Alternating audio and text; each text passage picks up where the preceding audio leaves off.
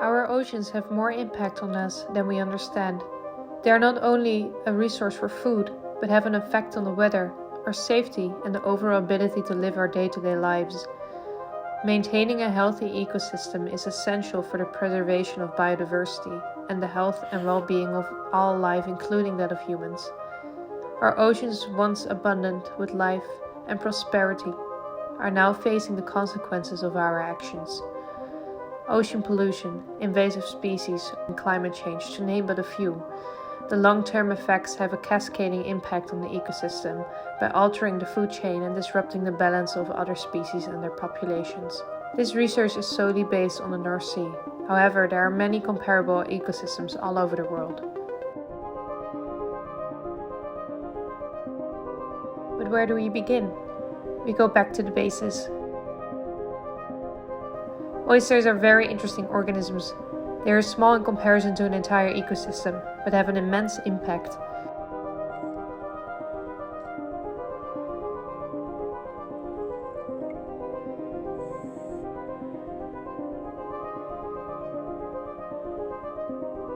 They are known as a keystone species. They provide vital ecological services such as water filtration, and by clumping together create a 3D reef structure, providing shoreline stabilization and important habitation opportunities for other marine species. One oyster can filter up to 200 liters of water a day, taking out pollutants and excess nitrogen, phosphorus, and carbon. They are literally the building blocks of the ecosystem. Without them, unfortunately, they are not doing so well. Oyster reefs in the North Sea have declined by 85 to 95% over the past century due to human activities. There are three main problems. The physical, biological, and chemical conditions have been altered, having a detrimental effect resulting in massive ecosystem degradation. Oysters are the basis of the ecosystem, and therefore vital for restoring balance. This is a tall order list, but vital if you want to have any chance of making a difference. For the design, the strategies in the design have all been derived from organisms. This philosophy is also known as biomimicry. This is a design philosophy that seeks inspiration from nature to solve problems. It involves the imitation of natural processes, systems, and structures to create innovative and sustainable solutions for various fields. This design was derived from the razor clam, its strategy to stay above sedimentation, and even from the oysters themselves, how they manage turbulence. These strategies have been explored and combined in various different ways, but mostly the sea sponge, for a strong structure and to efficiently direct water flow.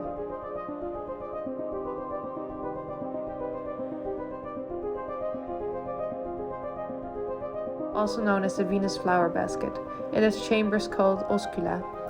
They are able to actively and passively direct water flow, making sure that there is always enough but never too much current. They are also built in a very interesting pattern.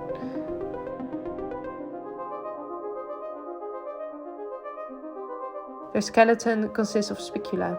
These pointy structures are very strong and durable. They also allow them to stay attached without glue. Different numbers of spicula have different properties. The less flexible, the more strong.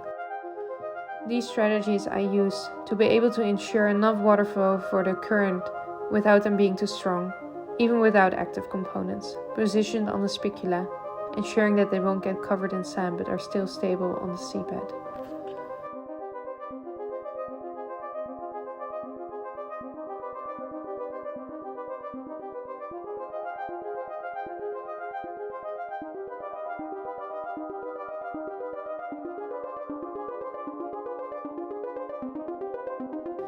The Oyster Spot is a product designed to address the need for protection, prevention, capturing, and storing in the restoration of the European flat oyster population.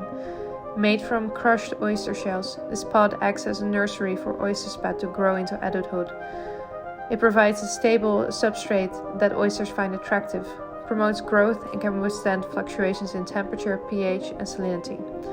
The design of the oyster spot is tailored to the needs of the oyster, allowing access to flowing water, providing protection from predators and snowed-in sediment, promoting the growth of other benthic organisms. The material is also nature-friendly, existing for at least 3 to 6 years before disintegrating within 20 years. Reef rehabilitation involves the creation of new oyster reefs or the restoration of existing ones. Previous efforts have used materials that are very durable, with the downside that it's permanent and unsustainable. Oyster spat only needs a suitable substrate until adulthood and protection from the now harsh conditions. Once a grown oyster reef has been established, they have the highest chance of survival, giving a natural system a chance. In the North Sea, we have two different types of oysters. Everything has been altered to the wishes of the native species of Ostrea edulis, also known as the European flat oyster. Although its Japanese cousin does not provide the same ecological functions, it is debatable how harmful they actually are, because they are less sensitive to the altered conditions of the North Sea. Hi, and welcome to my studio. I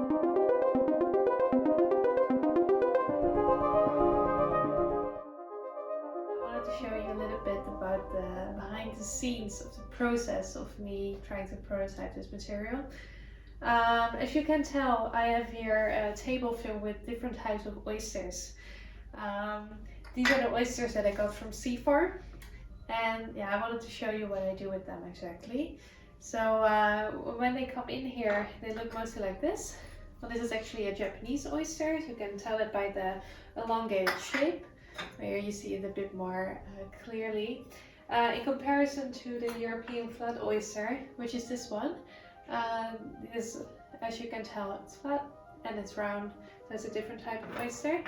These can grow a lot bigger than the European flat oyster. Yeah, I've got them both here, but because I now know that they actually can use the calcium out of the old shells, it's actually a perfect feeding ground for them to actually grow on. So yeah. Well, here are a few different samples that I've laid out. Most of them are in the water right now. And here I have this entire bucket filled with oyster shell grit. This is what I use in my material, the small components as well as the big ones, because yeah, that's what they can attach themselves to.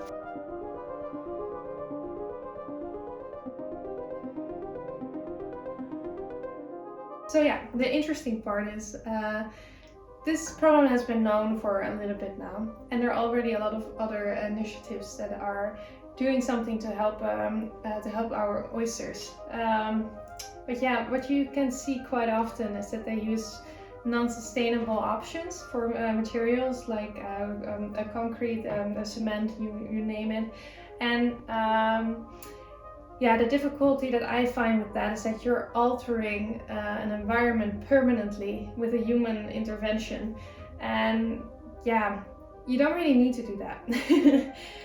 Also because concrete is usually not the most sustainable option. I really wanted to go back and look at the oyster itself, what the oyster actually needs, because yeah, it needs a suitable hard substrate, but it doesn't need it for forever. Oysters are able to create their own 3D structures.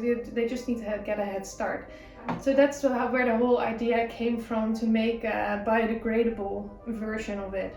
I still wanted to use the oyster grid because they recognize their own species. So if there is oyster shell in there, it's actually the perfect underground for new oysters to attach themselves to.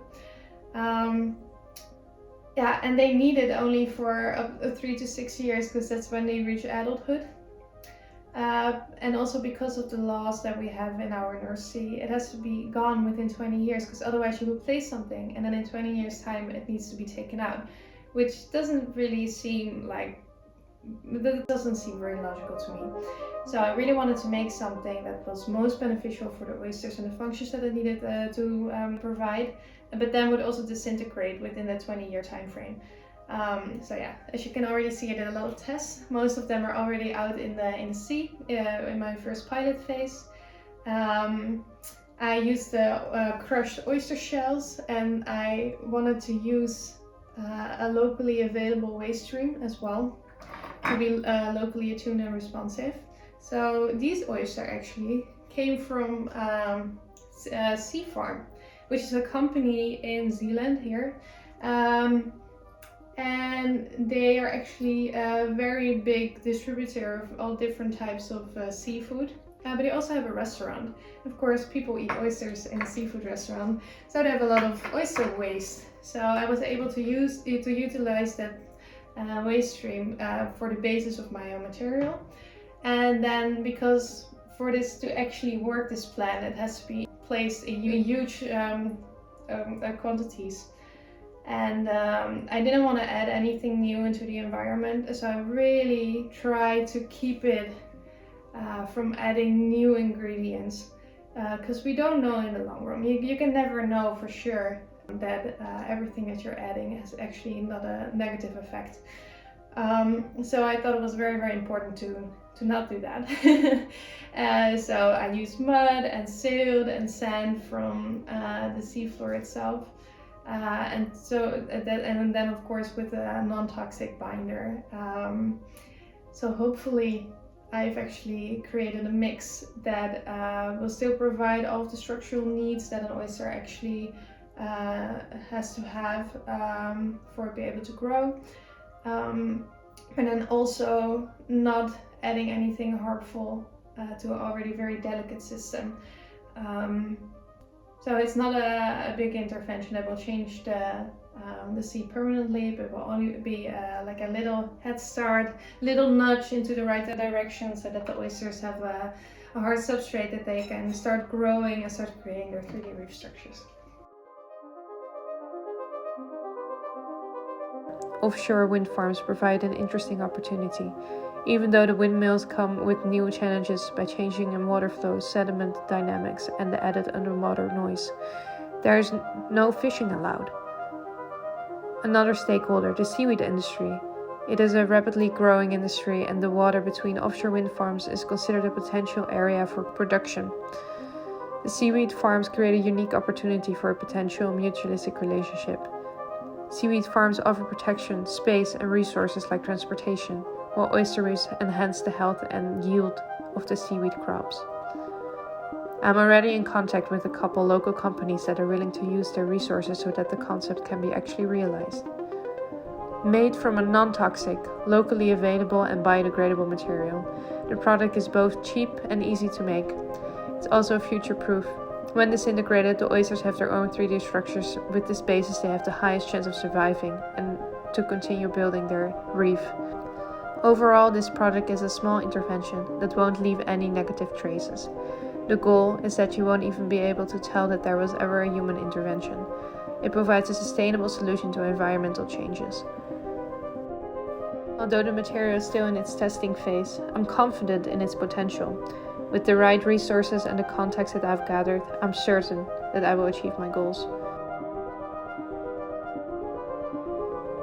How can we, by utilizing nature's teachings, save the North Sea? The oyster spot, a small intervention that is efficient, adaptable in its design, and in harmony with the environment, based on nature for nature, with exponential effect.